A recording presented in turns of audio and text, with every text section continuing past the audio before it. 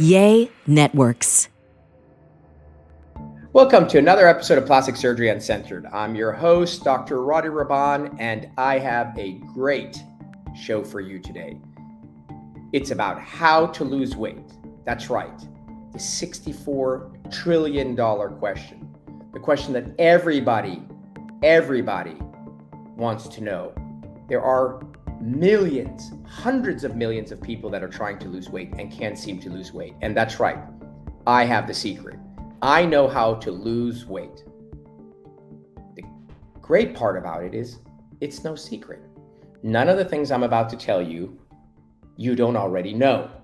I'm hoping that by sharing you another insight or perspective on weight loss, perhaps, and just perhaps, it might inspire you or jar you into losing weight. So I'm going to break it down for you. We'll go step by step, and let's check it out. So obviously weight loss is a huge component of plastic surgery. In and of itself, there are instances where patients come to my office and they're unhappy. They don't like the way they look. They come to me in hopes of me helping them acquire or obtain the aesthetic outcome they want in order to be happy. So one of the most common things that are being requested when they come to see me is what? Liposuction. I'm a little overweight. I don't love my love handles. I'm not really so happy about my belly and my gut, or the fat in my arms, et cetera, et cetera. And so the question they ask is, can you help me? And the natural next tendency is, can I do liposuction? So people who know me, people who follow me, people who hear what I have to say know that I'm not a fan of liposuction. Do I do it? Sure. Probably 1/10 as frequently as my colleagues. The reason I don't like it is not because I don't want money. It's not because I'm above it or beyond it. It's because the results of liposuction tend not to be what people think it's going to be, in that when the fat is removed, the residual outcome, the skin, the contour, the shape, the tightness is almost always disappointing. And hence, very, very few people are good candidates for liposuction. So what happens is, what do I tell them? I try to tell them and teach them how to lose weight, because sometimes all they need is about 10 pounds or let's say 15 pounds, and they're going to be right on track, exactly where they want. They saved a boatload of money. They avoided any surgery and zero downtime. So I'm a huge advocate. If someone comes to me and they can get there without my surgical intervention, oh, hell yeah, I want them to do it. I don't need them to come through me to get there. So naturally, the next question is, hey, I think with 10 to 15 pounds, you're going to look amazing. And they're going to be like, yeah, I've been trying. Easier said than done, right? Everyone who's listening who is a little overweight or more than a little overweight wants to lose weight. They just can't. I just can't. I'm trying. I don't know. My metabolism has changed. You don't understand my kids. There's always some excuse. Yes, it's an excuse. I always tell patients, if you got into a car accident tomorrow on the way to wherever you're going, you broke your jaw in the car accident, we wired your mouth shut, and you could only have smoothies and eat through a straw for 8 weeks, I guarantee you will lose weight. There's no question. You're not going to be like, oh, my metabolism. No, you're going to lose weight. So clearly, it's not your metabolism. Yeah, are some people really lucky, like my wife? Sure, some people are lucky. Their metabolism is amazing. Are some people unlucky and their metabolism is shit and slow? Yeah, but that doesn't mean you can't lose weight. It just means that you have to work a little harder. So here are the things, if you will, the so-called secrets, don't tell anybody, of how to lose weight. Number one biggest misinformation, when I say lose weight, the first thing people say to me is, oh my God, I have a trainer 5 days a week. I work out 2 hours a day. I don't know. I can't lose weight. And the answer is 95% of weight loss is diet. 5% is what you exercise. So why is that? Because 90% of people go work out, Pilates, yoga, running, biking, hiking. They burn 1,000 calories. That's pretty damn good. They burned 1,000 calories. They get home and they eat the way they eat, the shitty way they eat 1,000 calories more food because they're hungry. What happens when you exercise? You rev up your metabolism. You're at 1,000 calorie deficit. You're starving. You're hungry. You have absolutely no idea how to eat correctly. So you eat more of the shit that you normally eat, and somehow you break even. And then, so what do you hear? Oh, my trainer, I've been with my trainer for years, and I'm just, yeah, sure, muscle mass, and you put on muscle, and muscle burns calories, and yada, yada, yada. But the reality is that if you don't alter the 95, your 5 is irrelevant. I guarantee you, I can make you lose weight. You don't have to get off your sofa. Of course, you should work out. You should work out for a million reasons. Stress reduction, good for your cardiovascular system. You build muscle mass. It's good for your heart. You'll get less of a heart attack. But it's not the ideal way to lose weight. If you want to lose weight, you don't need to get off your sofa. So exercise is important only in that if you've dialed in the second item we're going to talk about, which is what you consume and how you eat it and whatever, then when your food intake is correct, then when you burn the extra 1,000 calories, now you're in a deficit. And now your exercise is really helping because you'll come home, you'll be starving. I don't know, you did boxing, kickball, whatever.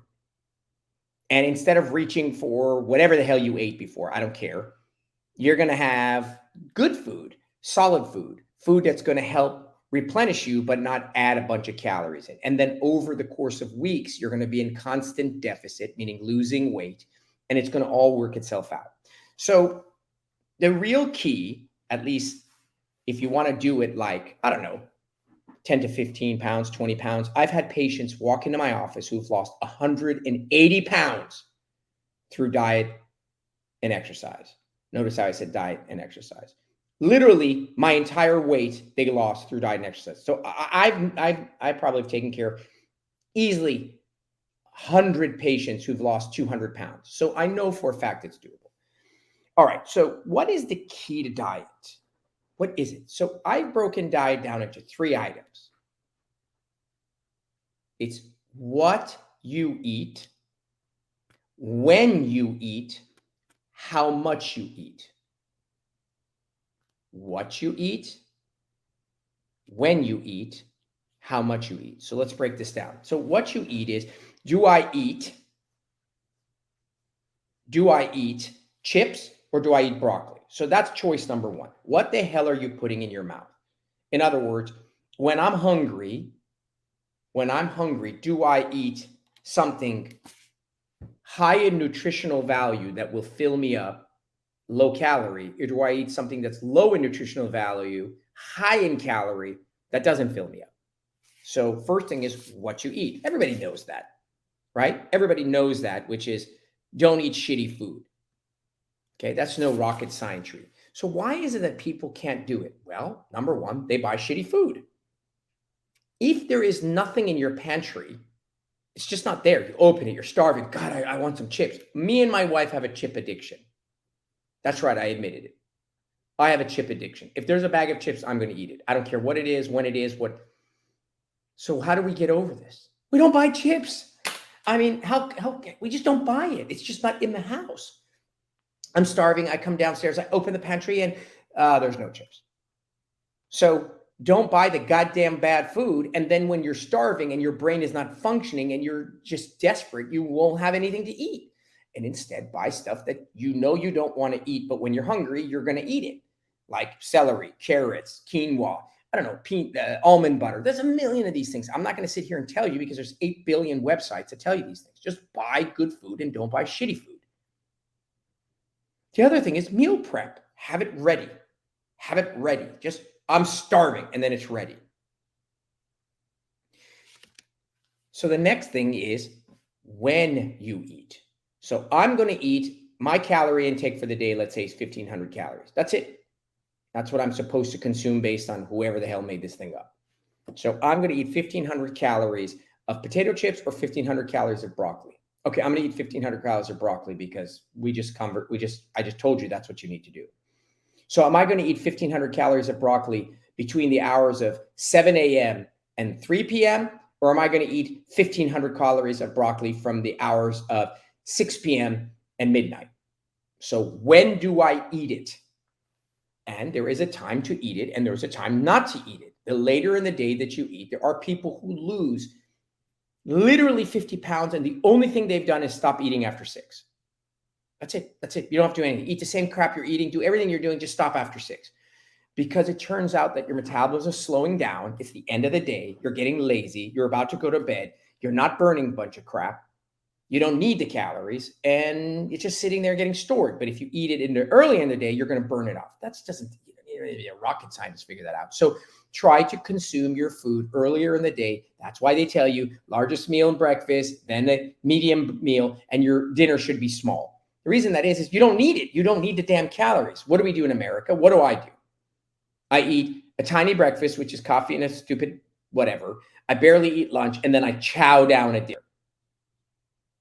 And when do I eat it? Like 8 p.m. Okay, well, that's genius. Well, yeah, then I can't lose weight, even if it's 5 pounds, because I'm just set up to lose. And the last thing is how much of it you eat. So people are like, I eat healthy. I don't know why. I've eaten broccoli and celery and chicken breast and like quinoa. Yeah, you're eating way too much of it. So you can eat healthy, you can eat early, but if you eat too much, that's old-fashioned calorie counting. We are Americans. We like Cheesecake Factory. We like oversized portions. We eat way too much. We are designed to be starving in the ice ages. We are not designed to have this much surplus of food. So it doesn't matter that you're eating healthy. And it doesn't matter that you're eating early. It matters that you're eating a boatload of food. So you need to know how much portion control you need to have because you can gain weight eating broccoli. Just too much of it. Broccoli has calories, you know what I mean? And the way you get around these things is like you wouldn't get up and train for a triathlon, right? Without a damn coach. You wouldn't go to the Olympics without a coach. So how on earth do you want to lose weight without a coach? You're not going to do it because you would have done it. Like, it's easy. I would have lost weight if I could. So you need a coach, and that coach is somebody called a nutritionist. Pay the damn money and have someone guide you.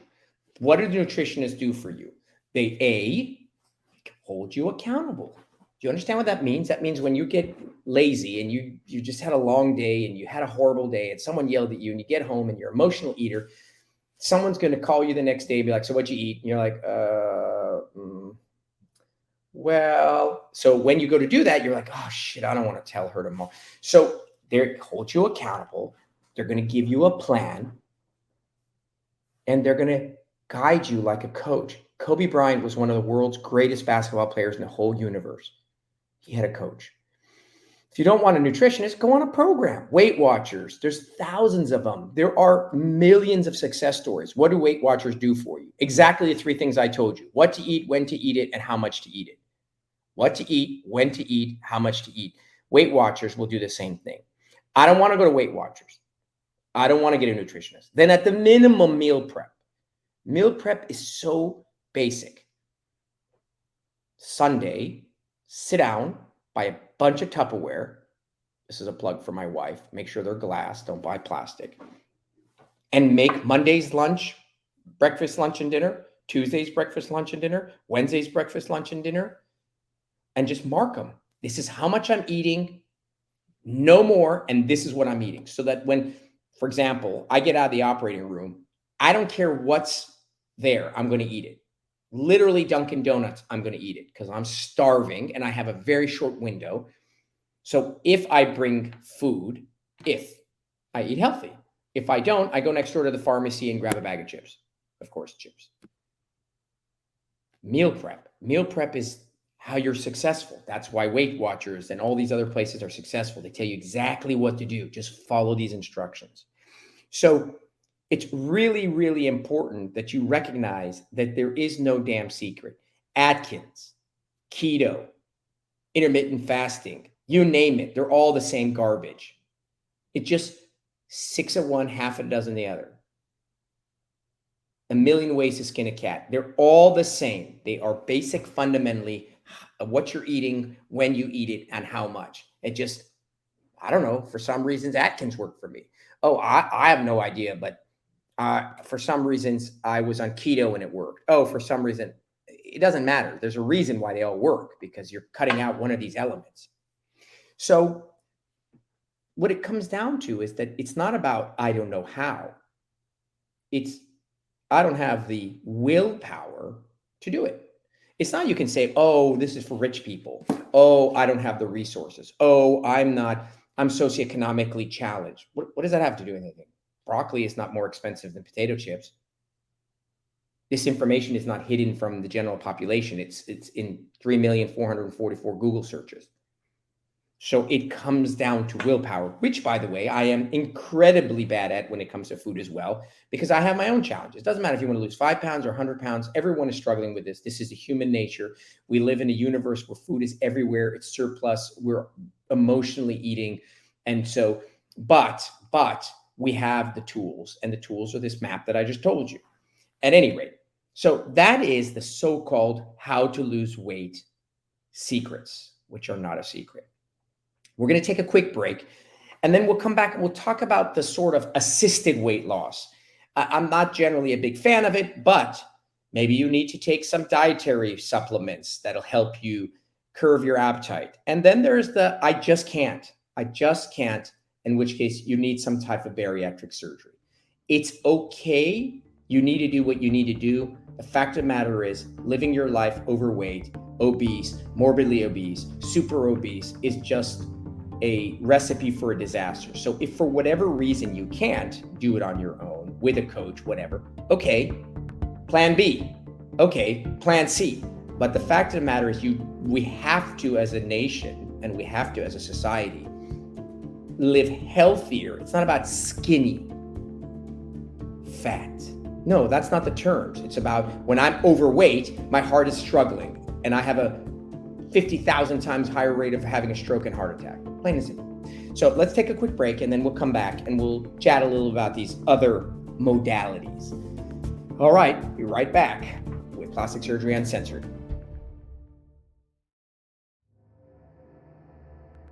Welcome back to Plastic Surgery Uncensored. So we have been chatting about the secrets to losing weight, which by now you already know is not a secret. So the first half was dedicated to just doing it on your own, diet and exercise. If you do it, awesome. We'd love you to do that because it's by far the most affordable, economic, easy, straightforward. And of course, then it's going to be ingrained in you because it'll be lifestyle changes, right? We always say lifestyle changes. If you do a fad diet, strip down, lose 30 pounds for an event, the success rate is 1%, right? 99% of people are just going to balloon back to whatever weight they were because they really made no major changes. They just starved themselves for like 30 days to get it to this event. So that's the ideal way to do it. In the event that you can't, I just physically can't. Okay, fine. There are people who take supplements. Now, I don't know anything about them. Zero.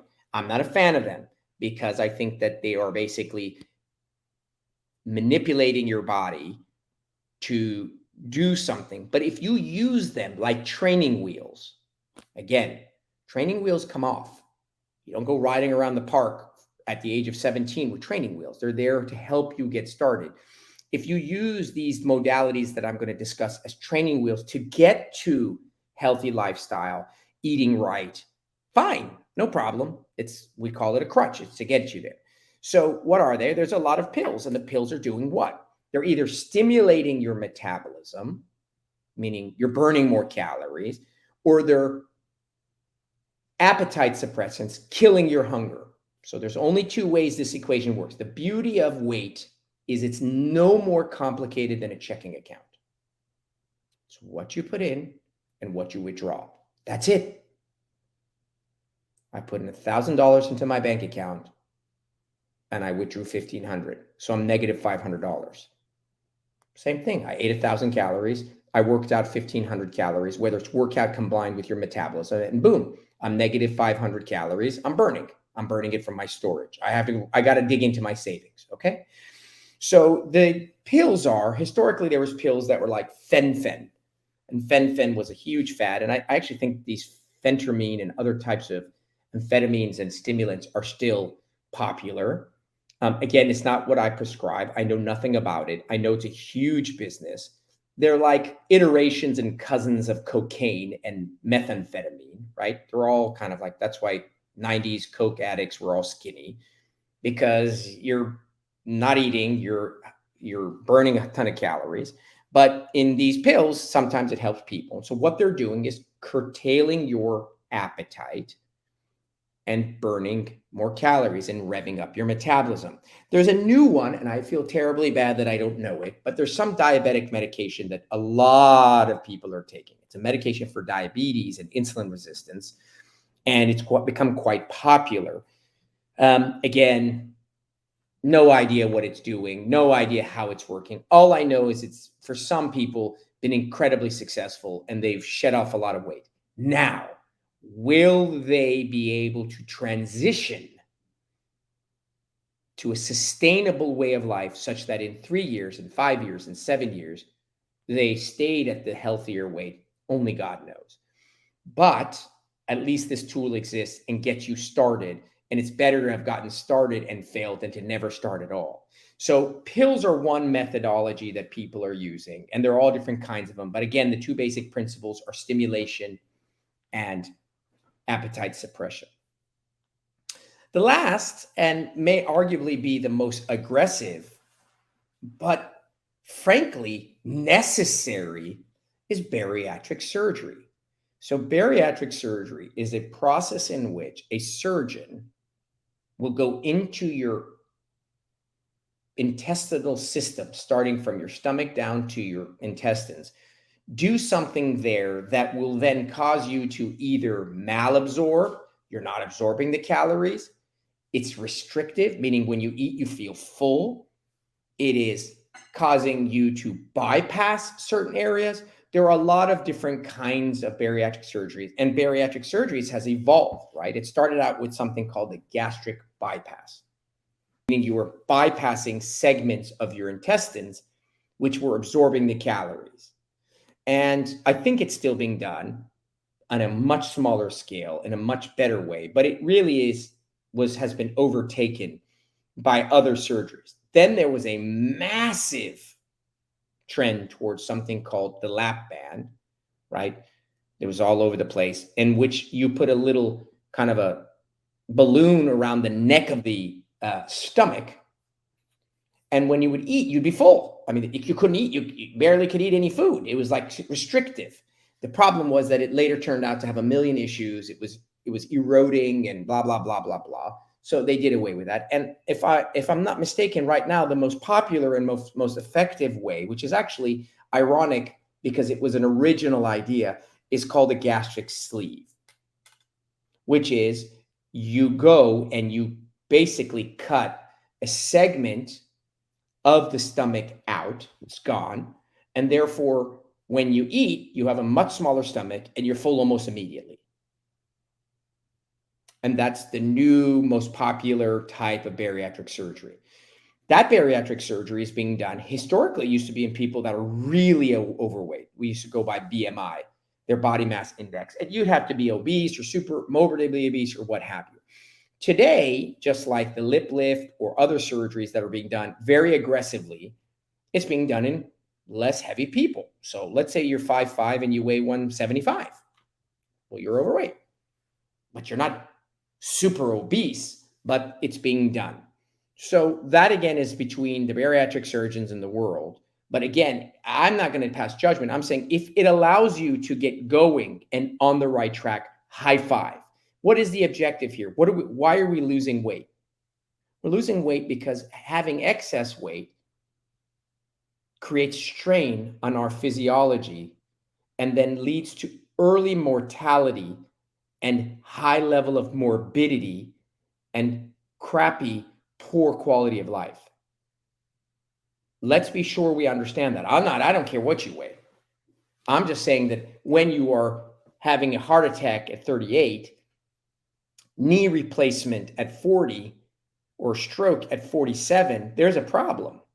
So the bariatric surgery, this sleeve seems to be what's most popular now. What's the issue? Again, like the pills, if you don't use that period of time in which you're actually eating and being full to retrain your brain to eat less, which is what you eat, when you eat, how much you eat. If you're not retraining your brain to manage those elements, you can eat through your sleeve. What does that mean? You just keep eating, and gradually you expand your stomach and you're back where you were. So these things are not going to make you stay skinny or lose weight forever. They'll get you started, but you got it. There is no shortcut to diet, just none. You're a car, and it all comes down to the gasoline you're pouring in. You can add some, extra things to it, but you're going to need to know what gas you're going in. So I think that weight is fascinating because it affects our mood. It affects our ability to enjoy life. It affects the way we look. It affects our aesthetics. It affects so many elements of who we are as a human. And so weight is a big, big burden in America. And so I think this idea of how to lose weight, which was the segment name, and its secrets is very important. And I at the end of the day, I'm saying nothing original. I'm the type of person that likes things organized or outlined so that I can grab it and remember it. So I tell my patients every day, literally every day, change your diet, lose 10 pounds before your tummy suck. Change your diet. I need you to lose 6 pounds before your mommy makeover. Oh, I don't know, I can't. It's what you eat, when you eat, how much of it you eat. It's just that simple. So at any rate, I hope that was helpful, just in that it may have restated what you already knew in perhaps a different angle or different perspective. I hope that as a result of it, maybe you get kind of motivated to lose a little weight. Getting started is, as they always say, one foot in front of the other. No one ever is going to look at a scale and be like, oh, I got to lose 40 pounds. This is never going to happen. All you got to lose is 5 pounds. Because if you learn how to lose 5 pounds, you just keep doing what you learned. It's just losing the initial 5 pounds or 10 pounds. And so it's all about being able to come up with a sustainable plan, whatever that plan is. All right, guys, as always, a pleasure. If you love the show, you enjoy the show, these are the things you can do to keep the show going. 1, share it with your friends. Tell your friends, tell other people about it, because obviously the more people listen to the show, the more inspired we are to keep coming up with topics. And 2, if you love the show, drop us a little review. Let us know why. Let us know what you want us to talk about. I just come on here and babble so that at the end of the day, you guys find some information that's useful. Until next time, I'm your host, Dr. Rady Rahban. Again, thank you for listening to Plastic Surgery Uncensored. We would love your feedback. If you enjoyed this episode, or if you find our podcast helpful, tell us why. Leave us a review and make sure you subscribe on your favorite podcast platform. If you have a topic you would like for us to discuss in an upcoming episode, please reach out to us on Instagram at Dr. Rady Rahban, on Facebook at Rady Rahban, or at RadyRahban.com.